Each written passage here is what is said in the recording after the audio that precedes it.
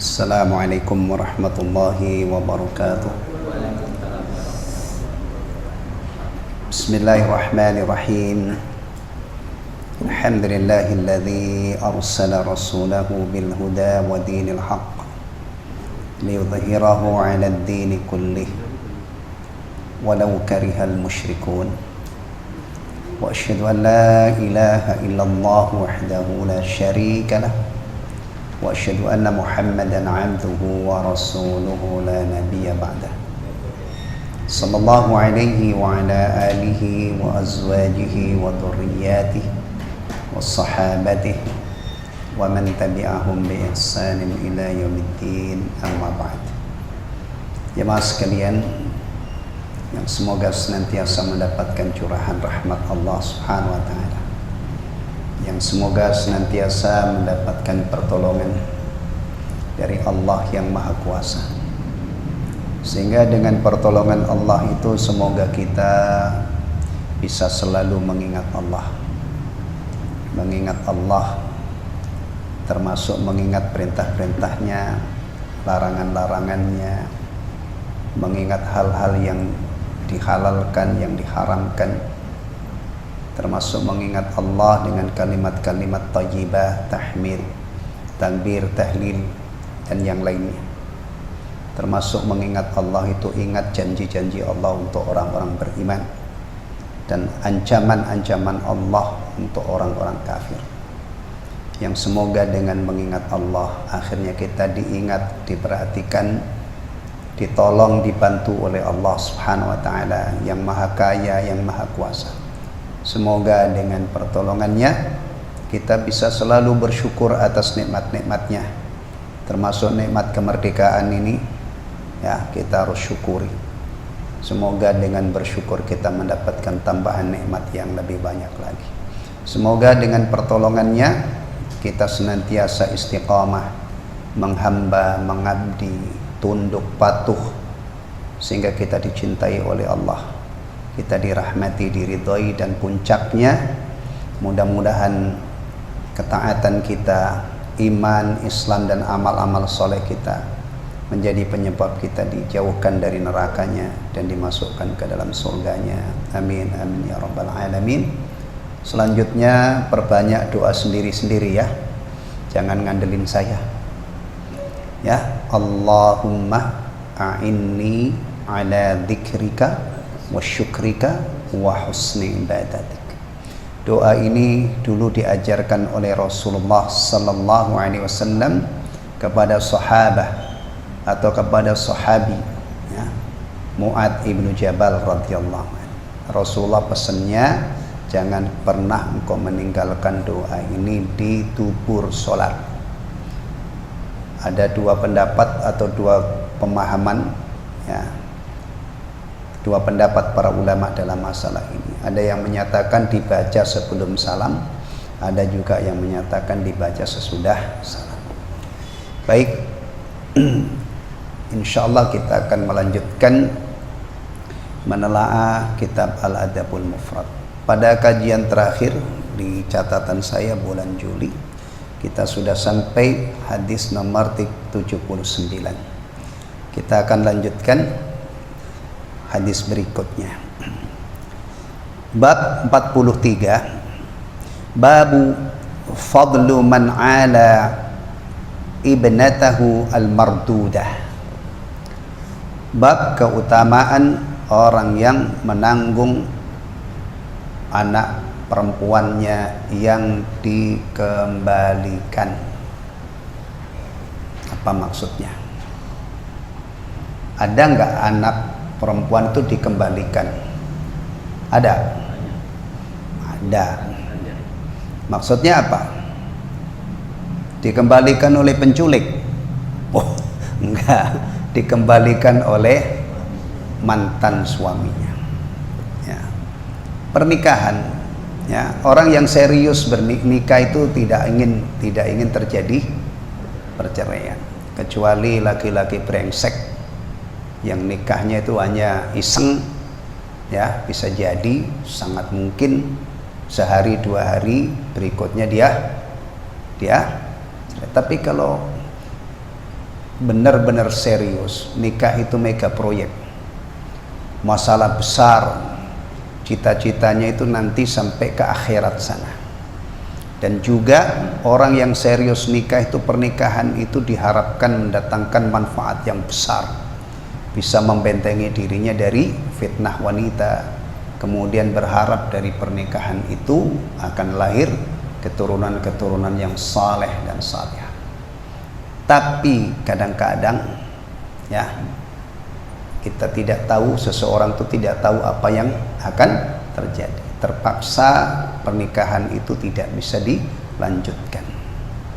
Karena dalam ajaran Islam orang nikah itu tujuannya supaya bahagia. Ternyata kadang-kadang memang tidak bisa dilanjutkan sehingga harus terjadi perceraian. Maka ada bab ini. Kadang-kadang orang tua itu harus menerima keadaan pahit, ya, istrinya dikembalikan atau balik, mungkin karena sebab kematian suaminya dan lain sebagainya. Nah, baik, ternyata kalau ada orang tua menafkahi anaknya atau menanggung anaknya yang dikembalikan, ini adalah ganjarannya besar sekali. Baik, hadis yang pertama dalam bab ini, hadis ini dhaif tapi nanti diperkuat dengan hadis yang kedua. Ya. Haddatsani Musa bin Ali an abihi anna an-nabiy sallallahu alaihi wasallam qala li Suraqah bin Ju'shum. Musa bin Ali menceritakan kepadaku dari bapaknya bahwa Nabi sallallahu alaihi wasallam bersabda kepada Suraqah bin Ju'shum, "Ala adulluka ala a'zamis sadaqah? Maukah aku tunjukkan kepadamu sedekah yang paling besar ganjarannya? Au min a'zamis sadaqah, atau termasuk sedekah yang sangat besar ganjarannya, yang paling istimewa, yang paling utama?" Qala, beliau menjawab, "Bala ya Rasulullah, tentu wahai Rasulullah." Ya. Qala ibnatuka mardudatun ilaika. Rasulullah menjelaskan, anak putrimu ya dikembalikan kepadamu, laisa laha kasibun ghairuka, dan tidak ada yang yang menafkainya kecuali kamu. Ya. Kadang-kadang ada anak itu memang ketika cerai ya, dikembalikan oleh suaminya itu memang lemah kondisinya, bahkan memang aslinya perempuan itu, tapi sekarang ini sudah, karena perempuan sudah dikerahkan ke dunia kerja ya, jadi kadang-kadang perempuan itu dicerai ya nggak masalah, orang masih punya kerjaan. Tapi kalau aslinya ya, yang nyari nafkah itu laki-laki ya, perempuan adalah mengurus rumah tangganya, itu biasanya kalau dicerai kelepek-kelepek tidak bisa menafkahi dirinya ya. Nah, ini ternyata dinyatakan oleh Rasulullah, kalau ada kondisi seperti ini, anaknya dikembalikan, kemudian orang tuanya menghidupi anaknya atau mencukupi, menafkahi, itu tidak sia-sia, termasuk sedekah yang nilainya, ganjarannya sangat besar. Tayyib.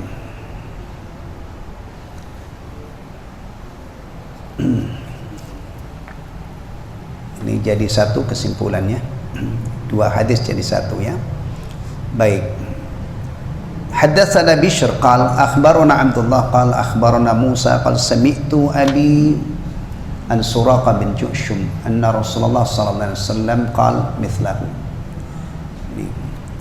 Hadis nomor 81 dengan 81 sama ya.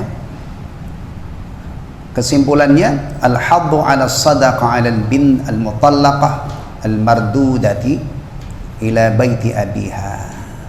Anjuran untuk bersedekah terhadap anak perempuan yang dicerai, yang dikembalikan kepada ayahnya, kepada bapaknya. Wal muamalati al-hasanah ma'aha, wal muamalati al hasanati ma'aha, dan pergaulan yang baik dengannya. Untuk bayangkan ya, ini biasa bisa keadaannya itu sangat menderita, udah dicerai suaminya, ya kan? Kalau seandainya orang tuanya itu tidak mau menafkahi, atau malah sudah dicerai kemudian diperlakukan dengan sangat buruk, apa yang terjadi? Wow, ini ibarat sudah jatuh tertimpa tangga. Penderitaannya luar biasa. Dan agama kita itu mengajarkan, membimbing kita menuju kebahagiaan. Ya, maka semua perbuatan yang bisa meringankan kesedihan seseorang, bisa meringankan beban seseorang, itu tidak sia-sia. Ya. Kalau ini kan kaitannya dengan anak dikembalikan ya. Kalau bapaknya sendiri misalnya nggak mau nafkahi, padahal anak ini tidak bisa secara ekonomi dia lemah, sudah itu diperlakukan dengan buruk misalnya, waduh, tambah sengsara. Saya ambilkan contoh yang lain. Salah satu jalan kebaikan yang ganjarannya itu besar, itu menggembirakan saudara sesama muslim, tentunya dengan sesuatu yang diridhoi oleh Allah ya. Perbuatan kita, ucapan kita sekecil apapun untuk menyenangkan saudara sama muslim, itu tidak sia-sia. Ini perhatikan. Jadi agama kita itu adalah mengantarkan kita ini bahagia dunia terutama akhirat. Gak mungkin bahagia di akhirat tanpa ada Islam. Itu keyakinan kita ya. Dan kalau kita praktekkan, kadang-kadang ada orang itu menderita, susah, tapi karena ada orang lain yang ingin nyari ganjaran dari Allah membantu dia, akhirnya kesusahannya berkurang. Ada orang berderai air mata, tertimpa musibah, kemudian datang saudaranya mentakziainya, menguatkan kesabarannya, ini juga tidak sia-sia. Bayangkan ya, tapi apa yang terjadi? Kadang-kadang sesama muslim itu saling bermusuhan satu dengan yang lain, sehingga timbul kebencian, dendam, kedengkian. Ini berarti yang salah kita. Allah Subhanahu wa taala ya, dan Rasulullah sallallahu alaihi wasallam itu sudah mengajarkan kita yang bagus-bagus, yang kalau kita praktekkan itu akan menyebabkan kita bahagia, senang ya. Menyenangkan orang lain dengan hal-hal yang diridhoi oleh Allah itu murah meriah. Ketemu antum salami, antum senyum, antum muliakan ya, berjabat tangan dengannya, itu kebaikan. Saya yakin hari ini kalau ajaran ini diamalkan dengan tulus, pasti sama hasilnya dengan waktu di zaman Nabi. Sama muslim saling mencintai. Kalau dulu Nabi mengajarkan tebarkan salam, maka akan tumbuh mahabbah, tumbuh saling mencintai sesama muslim. Kalau hari ini kira-kira dipraktekkan, apakah hasilnya sudah berbanding terbalik? Ada orang disalam itu ngamuk-ngamuk, marah-marah misalnya, enggak kan? Orang disalami baik-baik pasti hatinya sejuk. Kalau dimaki-maki sama. Orang itu kalau dimaki-maki pasti makian itu akan menorehkan luka yang dalam di dalam hati. Maka kita diajarin sibabul muslim fusuk, mencaci maki seorang muslim itu adalah kefasikan. Wa qitaluhu kufrun, dan membunuhnya itu adalah kekafiran. Ya, mari kita ini. Kalau ini insya Allah jarang, tapi sudah ada panduannya dalam Islam. Kalau seandainya ada orang tua, anaknya dikembalikan, ambil kesempatan itu untuk meraih ganjaran yang besar dari Allah Subhanahu wa ta'ala, tidak sia-sia. Atau bahkan lebih dari itu ya, kemungkinan dibalikkan itu anaknya sudah beridil. Kalau orang tempat saya bilang anaknya sudah 4, 5, kecil-kecil lagi kadang-kadang. Iya, ada kemungkinan itu ya. Berarti bukan hanya ngurus emaknya si bocah ini, ya kan, tapi juga cucunya ada ya. Kemungkinan begini ini ada, dan ternyata sudah ada petunjuknya dari Rasulullah sallallahu alaihi wasallam. Yang berikutnya hadis nomor 82. Anil Miqdam ibni Ma'di Kariba, dari Al-Miqdam ibnu Ma'di Kariba, annahu sami'a Rasulullah sallallahu alaihi wasallam yaqul, bahwasanya dia mendengar Rasulullah sallallahu alaihi wasallam bersabda, ma at'amta nafsaka fahuwa laka sadaqah. Apa saja yang kamu berikan untuk dirimu, yang kamu nafkahkan untuk dirimu, maka itu sedekah untuk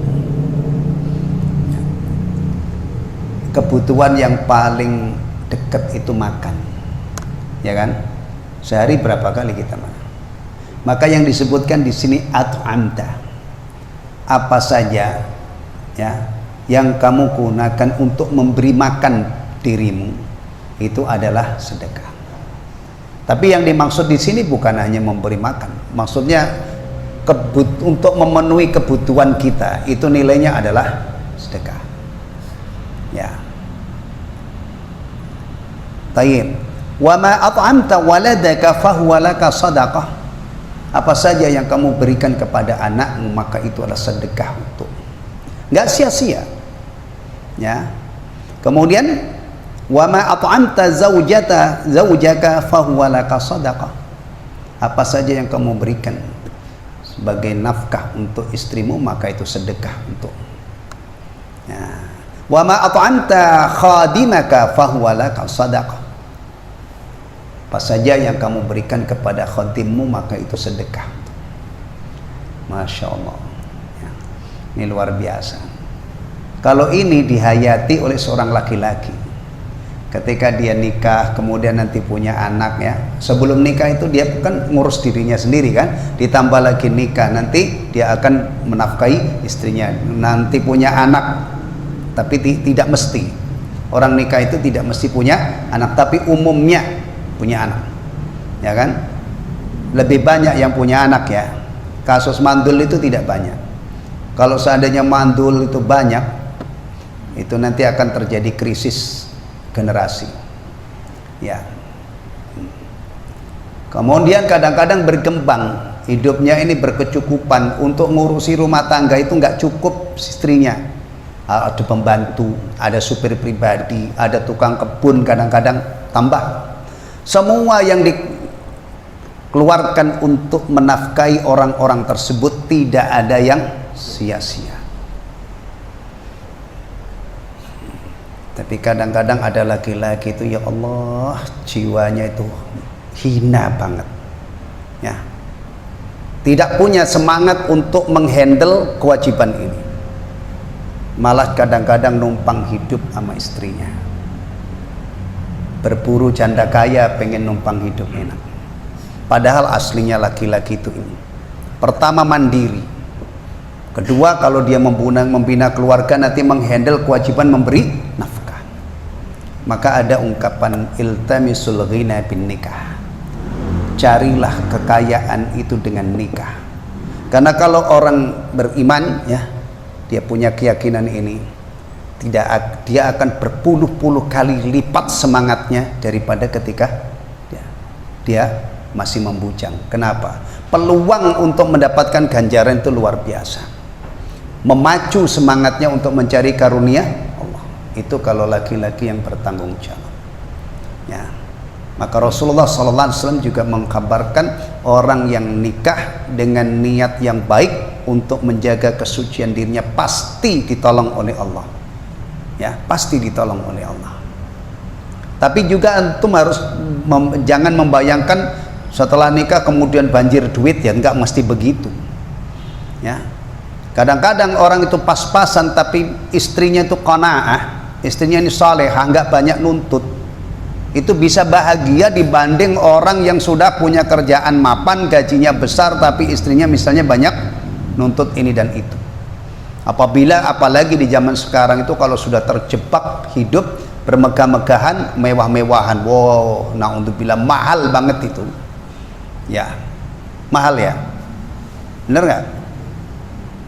Mahal ya. Jam tangan mewah harganya berapa, mobil mewah harganya berapa, tas mewah harganya berapa Masya Allah. Dan itu sebenarnya kita bisa hidup tanpa itu semua kalau memang kondisi kita tidak memungkinkan. Jadi diri sendiri aja, nggak usah. Makanya kita itu kalau pengen bahagia hidupnya, mata ini dijaga. Sudah tahu orang miskin, matanya itu ngelihat orang-orang mewah, akhirnya dia sengsara sendiri.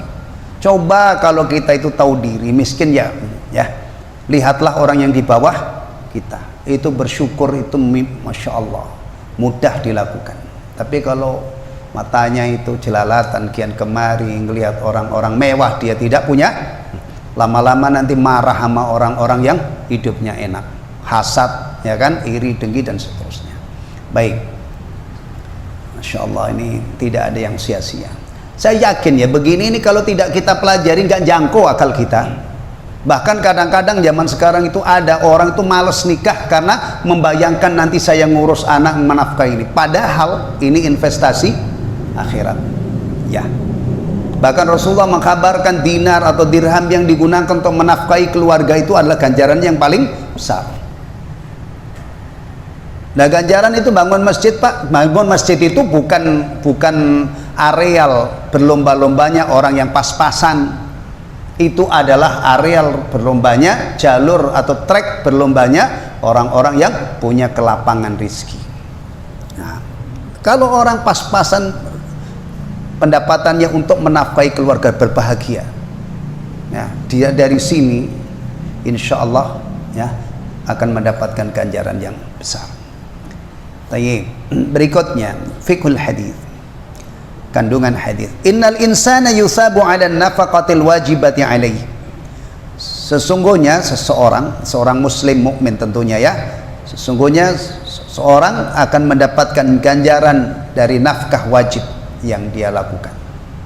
Kathawabis sadaqah, seperti ganjaran sedekah. Li'annahu yanmi biha at-taqarrub ila Allah wa imtithali awamiri. Karena diniatkan untuk mendekatkan diri kepada Allah dan menjalankan perintahnya. Ya, iya perintahnya. Suami itu memanggul banyak perintah ya dari Allah. Di antaranya suami itu diperintah oleh Allah memperlakukan istrinya dengan baik. Wa ashiruhunna bil ma'ruf, dan bergaullah dengan mereka dengan cara yang patut. Ya, dah. Jadi kalau ada suami zalimi istrinya, itu urusannya dengan Allah. Ya. Dan secara umum ya, nanti dari kitab ini kita juga mendapatkan ilmu perlakuan kita terhadap manusia itu yang balas adalah Allah, baik atau buruk. Kita menolong saudara kita, kita ditolong oleh Allah Subhanahu wa taala. Kita menutupi aib saudara kita, aib kita ditutupi oleh Allah. Kita zalim terhadap sama manusia, urusannya dengan Allah. Ya, hayati itu. Sehingga kita ini kalau berhubungan dengan manusia ini masalah serius. Apalagi kita dengan ibu bapak kita dengan kerabat kita dengan tetangga. Nanti sampai hadis sekitar nomor 200-an itu sampai hamba sahaya, yang sekarang itu tidak ada.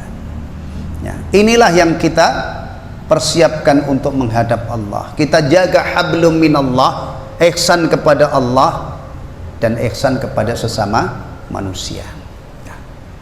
Insya Allah kalau ini kita jaga dengan baik, kita kembali ke haribaan Allah, hisab kita ringan. Tapi kalau hablum minallah tidak diurus oleh orang mati dalam keadaan musyrik, dalam keadaan kafir, dalam keadaan munafik, saya yakin sudah punya ilmunya semua, ini menyebabkan kekal di neraka. Atau hubungannya dengan Allah bagus, tapi hubungannya dengan manusia banyak berbuat zalim, orang ini berpotensi menjadi orang bangkrut, kata Rasulullah. Orang datang ke akhirat menghadap Allah membawa sholat, zakat, puasa, bahkan mungkin haji berkali-kali, tapi dia jahat kepada orang. Nanti di mahkamah Allah itu akan tegak keadilan 100%. Tidak ada kedzaliman sekecil apapun. Ya. Itu bisa jadi kebaikan orang ini ludes karena dia banyak berbuat zalim, akhirnya dilemparkan ke neraka. Ya. hal-hal begini nih jemaah sekalian, kalau kita fahami kemudian kita terapkan dalam kehidupan kita itu menjadi orang yang ekstra hati-hati terhadap kewajiban-kewajiban yang kaitannya dengan hak Allah dan juga terhadap sesama manusia. Maka orang yang bertakwa itu adalah hidupnya orang yang sangat ekstra hati-hati. Dia selalu memantau kewajiban, dia selalu memantau hal-hal yang diharamkan oleh Allah. Meninggalkan kewajiban itu resikonya besar, melanggar larangan juga resikonya besar. Maka kalau kita ingin selamat level ini harus kita perhatikan. Jangan meninggalkan kewajiban, jangan melanggar. Kan berarti ekstra hati-hati. Maghrib begini, sebentar lagi kita ada kewajiban sholat isya, nanti bangun tidur ada sholat subuh 5 kali sehari. Kita jaga, kita mujahadah, memohon pertolongan kepada Allah, dan kita berusaha sekuat tenaga untuk tidak meninggalkan kewajiban. Di sisi yang lain kita harus memperhatikan ekstra hati-hati terhadap larangan-larangan Allah, apalagi dosa-dosa besar. Nah setelah itu baru kita merambah kepada ibadah-ibadah mustahabbah, ibadah-ibadah nafilah, ibadah-ibadah tambahan, ibadah-ibadah sunnah. Dari yang wajib dulu nanti kita kembangkan, menghindari yang haram nanti ditingkatkan menghindari, atau dari dosa-dosa besar dulu ditingkatkan menghindari dosa-dosa kecil. Bahkan yang makruh saja itu idealnya kita jadikan target. Jangan menikmati sesuatu yang makruh ya, supaya agama kita ini ada progres ya, makin hari makin baik. Itu harapannya. Taib. Al-thani yajibu 'alal insani al-infaqu 'ala zaujatihi. Oh tadi baru satu yang sebutkan. Apa tadi? Memperlakukan istri dengan baik ya. Kewajiban berikutnya apa? Memberi nafkah. Liyunfiq dzu sa'atin min sa'ati. Hendaknya orang yang diberi kelapangan rizki oleh Allah, dia memberi nafkah sesuai dengan kelapangannya. Liyunfiq dzu sa'atin min sa'ati wa man qudira 'alaihi rizquhu falyunfiq mimma atahullah. Dan siapa saja yang disempitkan rizkinya oleh Allah, maka dia memberi nafkah sesuai dengan yang diberikan oleh Allah kepadanya. La yukallifullahu nafsan illa ma ataha. Allah tidak membebani seorang kecuali apa yang telah Allah berikan kepadanya. Ini kewajiban laki-laki ya, kewajiban suami ya. Berarti mitranya, istrinya itu idealnya adalah siap hidup enak, bergelimang kemudahan, dan siap miskin. Dinafkahi suaminya dalam keadaan lapang, alhamdulillah. Seandainya suaminya nafkahnya tidak bisa memberi nafkah yang lapang karena memang rezekinya disempitkan oleh Allah, muncullah qanaahnya. Maka salah satu sifat wanita soleha, istri soleha itu al-qanaah ya. Dah kalau orang menemukan istri seperti ini, siap diajak susah ya, sabar ya, dan juga apalagi diajak hidup enak, dia insyaallah ya.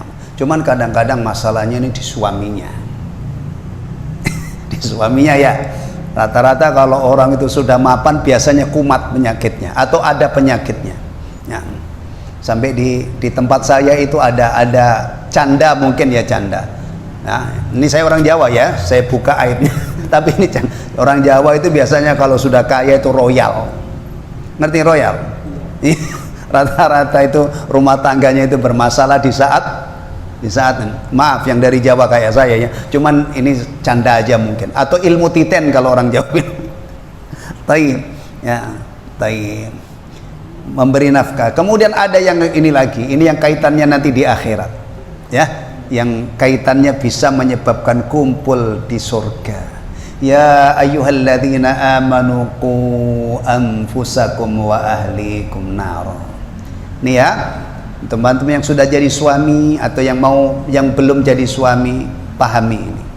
Jadi suami itu Allah bebankan kewajiban-kewajiban ya, tapi yang paling topnya yang ini, karena ini nanti kaitannya dengan kumpul di surga. Wahai orang-orang yang beriman, peliharalah dirimu dari api neraka, dan peliharalah dirimu dan keluargamu dari api neraka. Tayyib. Ini panjang urusannya. Balik ke ini.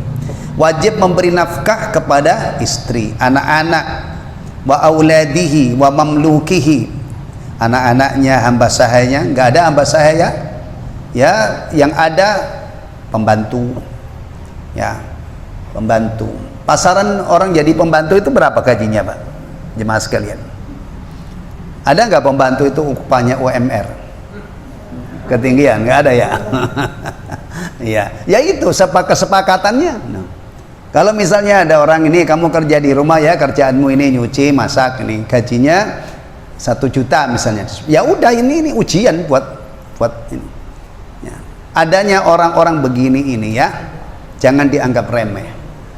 Adanya orang-orang lemah di rumah kita itu, supir, tukang kebun, pembantu, tukang nyetrika misalnya ya, antum jangan anggap remeh, karena dari situ nanti ketahuan siapa kita. Orang yang menepati janji, orang yang punya hati. Anak-anak kita itu anak-anak yang diajari mandiri, atau anak-anak manja yang semuanya itu mengandalkan itu. Jangan menganggap remeh adanya orang ini pembantu. Nah, kalau kita kasih gaji sesuai dengan kesepakatan, kita perlakukan dengan baik, tidak kita bebani pekerjaan yang di luar, kemudian makannya juga kita kasih makan yang layak, ketahuan ini majikan baik. Tapi kalau misalnya udah gajinya nggak dikasih ya kan, makannya juga nggak layak, ngasih beban pekerjaan nggak kira-kira, ketahuan. Atau ada yang lebih ini lagi, ini keluarga sombong apa keluarga tawadhu? Itu salah satu ujiannya adalah dengan adanya orang-orang yang derajatnya di bawah tadi ya. Baik, kemudian wa ghairihim alladzina tajibu alaihi nafaqatuhum, dan selain mereka orang-orang yang wajib dia nafkahi. Taib. Berikutnya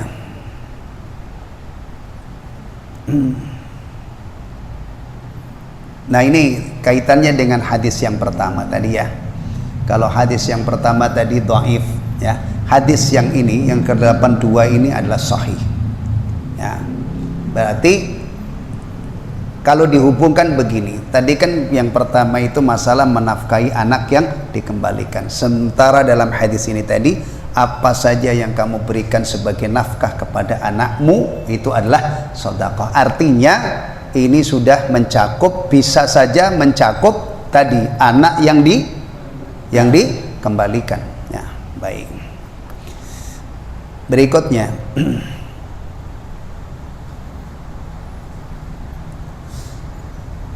bab man kariha an yatanammanna mautal banat, bab orang yang tidak menyukai seseorang menginginkan kematian putri-putrinya.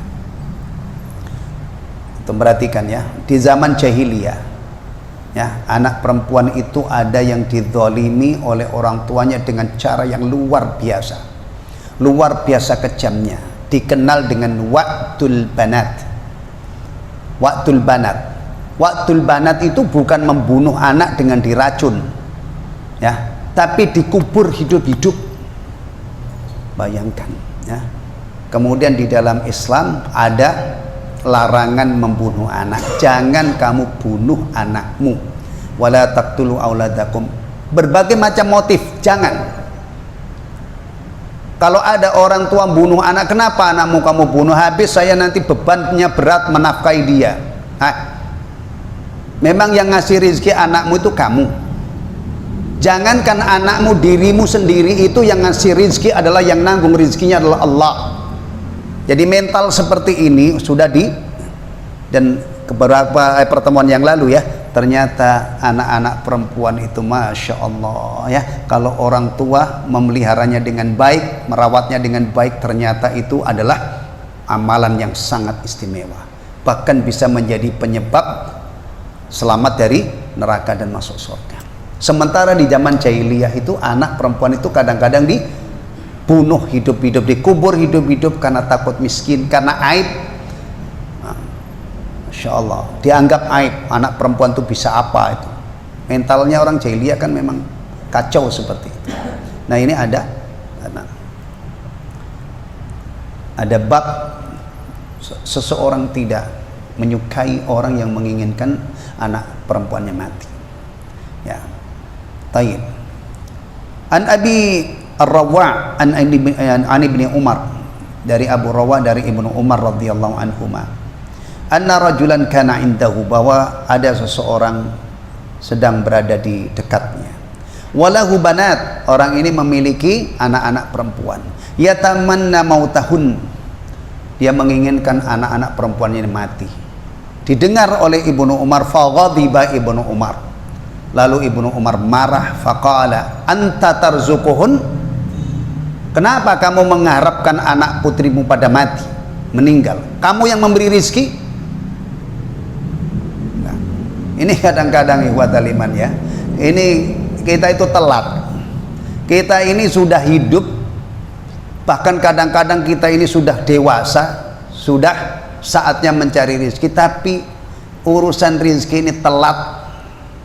Ilmu tentang rizki itu kadang-kadang tidak melibatkan iman, padahal rizki itu mestinya berasal dari iman. Setiap makhluk hidup yang di muka bumi ini dijatah rizkinya oleh Allah Subhanahu wa ta'ala ya.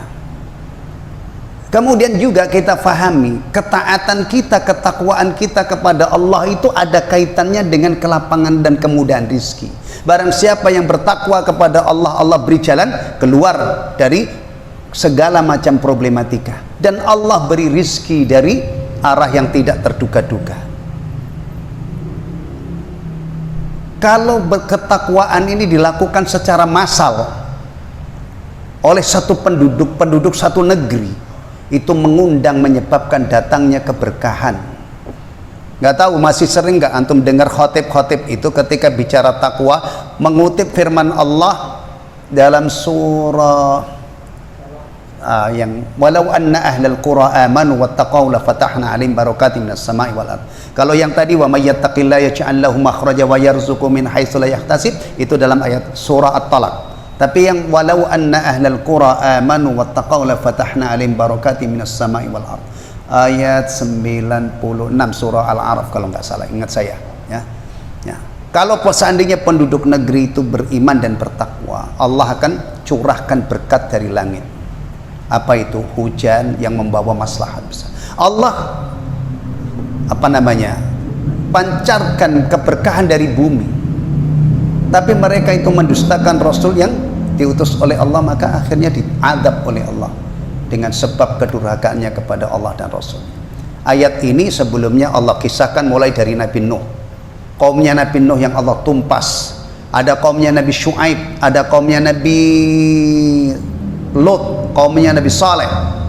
Allah katakan walau anna ahlal qura, seandainya penduduk negeri-negeri itu beriman, wattaqau ya, dan bertakwa, bukan kami binasakan, justru la fatahna alaihim barakatin minas sama'i wal ard. Ada orang itu kalau nyari duit itu Masya Allah dia lupa ini, sehingga liarnya luar biasa. Seakan-akan duit itu kalau bisa ngomong nih ya, ngomong, kamu kalau pengen dapat saya nggak usah sholat, bener-bener nggak usah sholat. Kalau kamu pengen dapat saya nggak usah Jumatan, innalillahi wa inna ilaihi rajiun. Kamu kalau pengen dapat banyak nggak usah peduli halal haram. Semua itu dilakukan demi mendapatkan duit. Seakan-akan dia itu kalau nggak sholat nggak makan, kalau dia tetap sholat nggak makan, kalau nggak ninggalkan sholat nggak dapat duit, kalau nggak ninggalkan Jumatan, innalillahi wa inna ilaihi rajiun. Ini orang nggak pantas banget kalau orang beriman seperti ini dia nyari duitnya. Orang yang seperti ini layak disebut hamba duit ya. Rasulullah bersabda dalam hadis dari Abu Hurairah yang diriwayatkan Abu Hurairah, dikeluarkan oleh Imam Al-Bukhari, ta'isa abdud dinar wa dirham wal qatifah in u'tiya radiya wa illam yu'ta lam yarda. Awas jangan sampai seperti ini kita. Ta'isa itu kalau kita cari maknanya ya, merujuk ke kamus Al-Mu'jam namanya, itu maknanya mengerikan.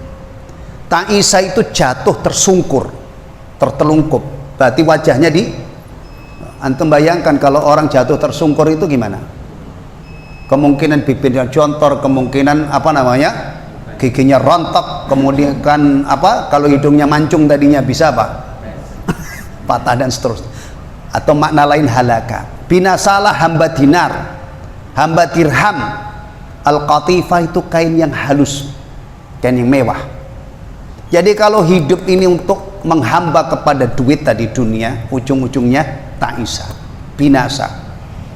Na'udzubillah min dzalik. Kalau dia mendapatkan, kalau dia diberi apa yang dia impikan, dia ridho, dia puas.